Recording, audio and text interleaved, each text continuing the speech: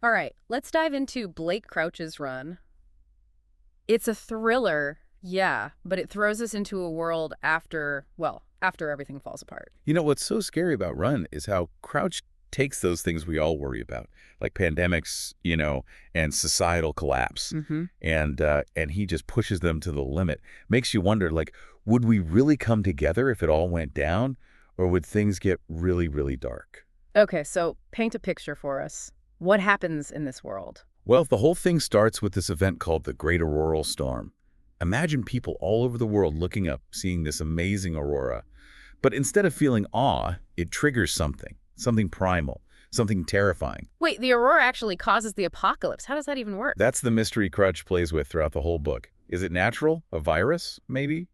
Or something even weirder? He keeps us guessing, and that makes it even creepier. So this Aurora hits, and then what? How does the world actually fall apart? The aftermath is brutal. We're not just talking about power outages or phones going down. Yeah. It's the violence, the way people turn on each other. Crouch doesn't shy away from showing just how savage it gets. So it's not just a natural disaster. It's like the Aurora changes people, makes them violent. Exactly, and that's where we meet the affected, people who saw the aurora and then just become violent for no clear reason. Mm-hmm. But we never really know why. Are they evil? Are they victims of something? That question hangs over the whole story. That's pretty creepy. Yeah. So we have this global collapse, this mystery behind the violence, and then we meet our main character. Right in the middle of all this, we meet Jack Colclough. He's a father just trying to keep his family safe. And their journey is rough. They're running from Albuquerque, running out of supplies, meeting other survivors. Hmm. Some good, some not so good. Every step is dangerous. Sounds intense. So they're on the run, facing constant danger, but they don't even know what they're running from because nobody knows what caused this whole mess. Yeah, and that's what makes their journey so scary. It's not just the physical threats, it's the not knowing. Why has the world gone crazy? Then there's that part where they talk to the ham radio operator, right, over in Ireland. That's when they realize how big this thing is. That's a key moment.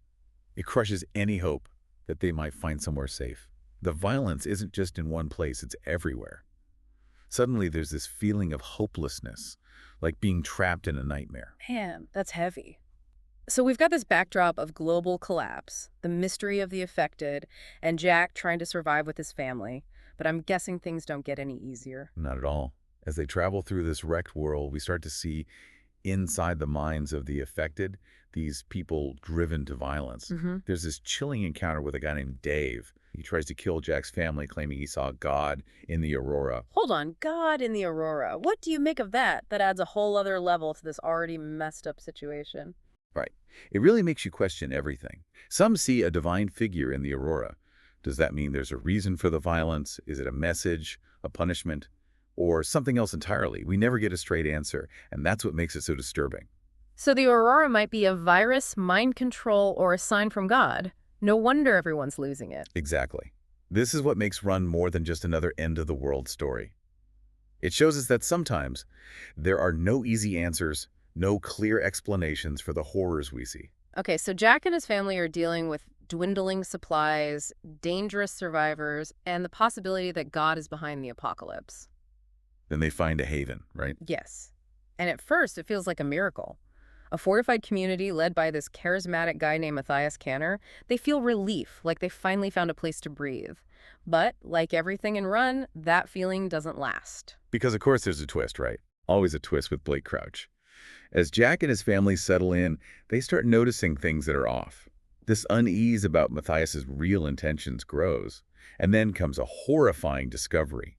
They're torturing a captive, trying to figure out the affected. Wait, they're torturing someone? That doesn't sound very Haven-like. It's a brutal scene, and it shows the darkness hiding beneath this safe haven. And just when you think it can't get worse, there's another twist. Cole, Jack's son, he saw the Aurora too. Whoa, okay, so now the danger is inside the family. That's messed up. It really is. And it raises a huge question. Can Jack trust his own son? Is Cole going to turn violent? It's a brilliant move by Crouch. Just injects a whole new level of tension.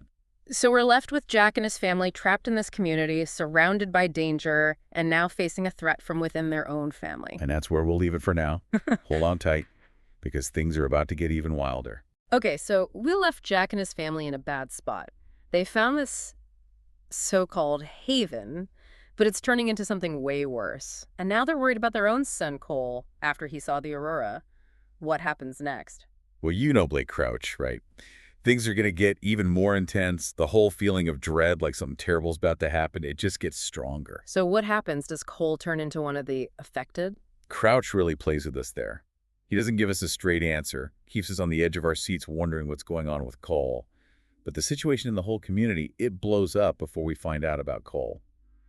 We see Matthias's true colors, and they're not pretty. You mentioned last time they were torturing someone. What was that all about? Turns out Matthias thinks the key to controlling the affected, maybe even reversing what happened to them, is understanding how the Aurora mess with their brains. But his methods, they're awful. He's doing these horrible experiments on this captive, like way beyond ethical, even in a world that's gone crazy. That's messed up. No wonder Jack and his family want out. Yeah, but escaping this haven-turned-prison is a nightmare. The community is armed to the teeth, totally devoted to Matthias, and they don't like anyone who disagrees. So when Jack and his family try to leave, everything goes to hell. So there's a big fight. More than a fight. Yeah. It's pure chaos, a desperate scramble to survive. Gunfire, the community falling apart, and in all the confusion, Jack gets separated from his family. Separated again. Man, these guys can't catch a break. It's brutal. And Dee, she has to protect her kids alone, dealing with insane danger on top of a serious injury from the escape. You see how strong she is, how resilient, but also how scared she is for her kids. It's heartbreaking. So we've got Jack alone, Dee fighting to keep her kids safe, and the whole time we're waiting to see if Cole will become violent. What happens next? Crouch doesn't let up on the tension. He throws in another twist, bringing back a character from Jack and Dee's past, Kiernan, the guy Dee had an affair with. Oh yeah, the one who caused all that trouble in their marriage. Why is he back? He's not just back. He's leading a group of the affected now, but not like you'd think. He's embraced the violence, seeing the affected as, like the next stage of evolution, a way to wipe the slate clean and start over, even if it means killing a lot of people. That's a chilling thought. So he's gone full-on villain. Kiernan shows us how the worst parts of humanity could actually thrive in this new world. He's smart, charismatic, and totally ruthless. The ends justify the means. That's his whole thing. And I'm guessing this encounter doesn't go well. It's a turning point and a tragic one. Dee knows she's dying from her injury, and to protect her kids, she sacrifices herself to give them time to escape. So selfless, but so sad. Wow, that's heavy. Dee's gone, Jack's still out there somewhere, and the kids are running, not knowing if Cole's going to turn violent. How does it all end? Jack, driven by grief and the need to protect his kids, manages to find them. They make a run for the Canadian border, hoping to find safety in these refugee camps they've heard about.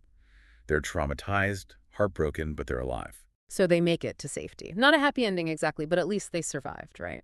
Well, that's where Crouch takes us to the epilogue, years later. Jack's daughter, Naomi, is all grown up and she's become an anthropologist. She studies mass graves, trying to understand what happened, dealing with all that loss, how the world's changed forever. Sounds like even though they survived, the trauma will always be with them. Exactly. And in the epilogue, there's this conversation between Naomi, her father, and a colleague of Naomi's. They reveal something really disturbing. The affected who survived, the ones who learned to control the violent urges, they're the ones thriving in this new world. Wait, so the people who committed those horrible acts are in charge now? That's messed up. It really is. It makes us think about what justice even means in this situation. Who wins in a world like this? And what does survival really mean? Is it just staying alive no matter what? Or is there more to it? This is making me think about post-apocalyptic stories in a whole new way. It's not just about zombies or explosions. It's about what happens to us, to our humanity, when everything goes wrong. Absolutely. And just when you think you've got your head around this new reality, Crouch hits us with one final punch to the gut. There's another twist. Tell me there's not another twist. Jack gets this phone call. We don't know who it is or what they want, but it hints at a bigger conspiracy, like some hidden group controlling everything from the shadows. Whoa, okay. So even though the immediate danger is over, there's still this feeling of danger, of unanswered questions. That's what's so brilliant about Run. It keeps you hooked until the very end, and then it leaves you with these questions, these disturbing hints about the real nature of the world and the people in it. Wow, that phone call at the end of Run, it really gives me chills. It's like, even though Jack and his kids are safe, there's still this feeling that something's not right, like the nightmare isn't really over. That's Crouch at his best, you know. He doesn't wrap everything up perfectly. He leaves us with questions, makes us wonder if this new world and the people controlling it are even more messed up than we thought. So, after everything we've talked about, the violence, the affected, this possible secret group. What stands out to you the most? I think what's really interesting and maybe a bit scary is how Crouch turns the whole post-apocalyptic thing on its head. We usually see stories where people come together where the good guys win.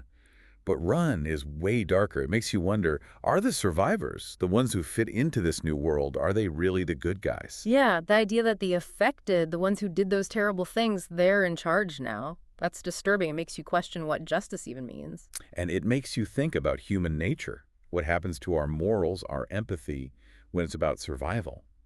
Could we all become bad if things got bad enough? Run doesn't shy away from those questions. It definitely makes you rethink those post-apocalyptic daydreams, doesn't it? Maybe working together wouldn't be so heroic after all. Maybe not.